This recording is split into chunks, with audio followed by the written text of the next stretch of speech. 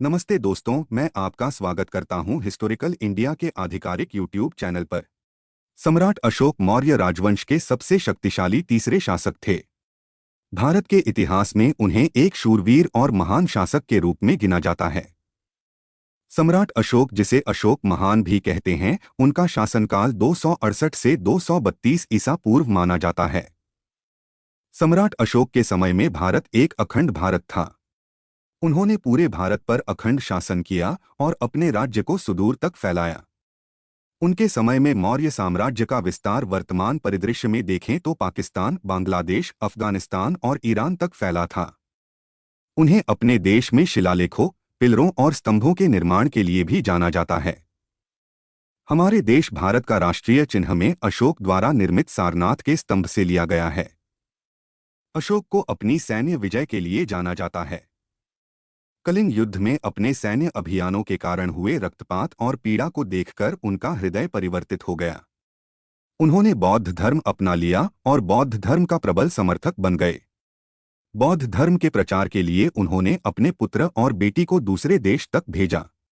सम्राट अशोक अपने शिलालेख के कारण भी जाने जाते हैं।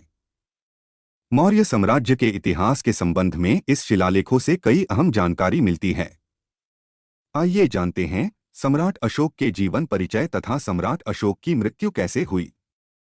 सम्राट अशोक का जन्म वर्तमान में बिहार के पटना के निकट प्राचीन शहर पाटलिपुत्र में हुआ था। अशोक की माता का नाम शुभदागरी और पिता मौर्य सम्राट बिंदुसार थे। उनके पिता मौर्य सम्राट बिंदुसार एक सुयोग्य शासक थे। अशोक के पिता बिंदुसार उनके प्रशासनिक सूझबूझ से बड़े ही प्रभावित थे, जिसे उन्होंने तक्षशिला और उज्जैन में उन्होंने सिद्ध कर दिखाया था। जिस वक्त उनके पिता की मृत्यु हुई उस वक्त अशोक उज्जैन में सूबेदार थे। अपने पिता के बीमार होने की खबर सुनकर वे पटलिपुत्र के लिए चल पड़े, लेकिन उनके आने से पहले ही राजा बिंदुसार की मौत हो गई। उनके मृत्यु के बाद मौर्य साम्राज्य के राज सिंहासन पाने के लिए भाइयों के बीच मतभेद हो गए।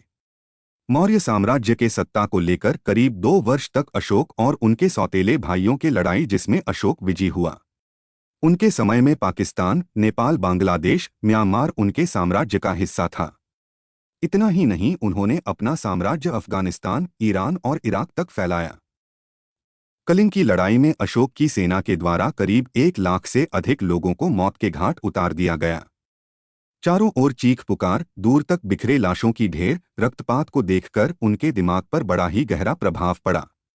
कलिंग युद्ध के नरसंहार को देखकर अशोक विचलित हो गया।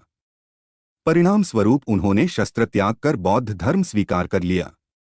जनता के लिए उन्होंने कुएं, धर्मशालाएं और चिकित्सालय बनवाए। इस प्रकार उन्होंने अपनी प्रजा के भलाई और उनके जीवन को बेहतर बनाने की दिशा में कई सामाजिक और राजनीतिक उत्थान के कर किए। अशोक की मृत्यु 232 ईसा पूर्व में मानी जाती है। अशोक को भारत के इतिहास में एक सुदृढ़ और शक्तिशाली शासक के रूप में गिना जाता है। अशोक की मृत्यु के बाद उनका पुत्र जालौका मौर्य साम्राज्य का उत्तराधिकारी बना, लेकिन उनके बाद मौर्य साम्राज्य का धीरे धीरे पतन होने लगा। दूसरी शताब्दी ईसा पूर्व तक आते आते इसका अपना अधिकांश क्षेत्र खत्म हो गया। उनके शिलालेख और स्तंभ कुछ आज भी देखे जा सकते हैं, जो सम्राट अशोक के विशाल मौर्य साम्राज्य का जीता जागता सबूत है। इस प्रकार हमने देखा कि अशोक महान कैसे एक शक्तिशाली सम्राट से एक महान इंसान बन गए, और अपने जीवन के अंत में उनका धार्मिक परिवर्तन कैसे उनके व्यक्तित्व में एक महान परिवर्तन लाया। अशोक की जीवन की इस अद्भुत यात्रा में हमने उनके साहस, दया और संवेदनशीलता का अध्ययन किया। अगर आपको यह वीडियो पसंद आया हो तो कृपया इसे लाइक करें, शेयर करें और हमारे चैनल को सब्सक्राइब करें ताकि आप हमारे आने वाले वीडियोस से जुड़े रहें। हम आपके लिए और भी ऐसी ऐतिहासिक और महत्वपूर्ण कथाएं लेकर आएंगे। धन्यवाद और मिलते हैं अगले वीडियो में।